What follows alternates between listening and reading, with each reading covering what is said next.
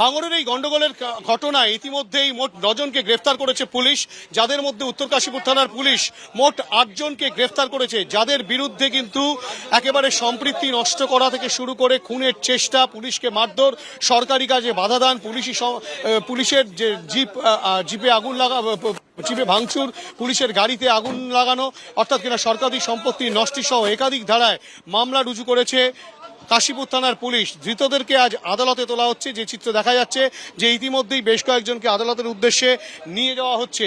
অর্থাৎ মোট যে 9 জন গ্রেফতার হয়েছে চন্দনেশ্বর থানার পুলিশ, একজনকে গ্রেফতার করেছে, বাকি 8 জনকে গ্রেফতার করেছে উত্তর কাশীপুর থানার পুলিশ। ধৃতদেরকে ইতিমধ্যেই কিন্তু পুলিশ ভ্যানে তোলা হয়েছে এবং এখান থেকে কিন্তু তাদেরকে কোর্টের উদ্দেশ্যে নিয়ে যাওয়া হবে। যে চিত্র দেখা যাচ্ছে, ধৃতদেরকে বাকি যারা রয়েছে তাদেরকেও কিন্তু নিয়ে আসা হচ্ছে।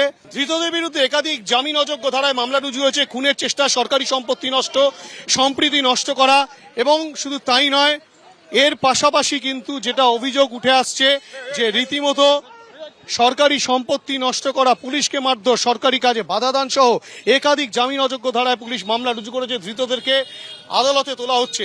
গোটা ঘটনায় পুলিশ কিন্তু এখনো পর্যন্ত বাকিদের খোঁজে তল্লাশি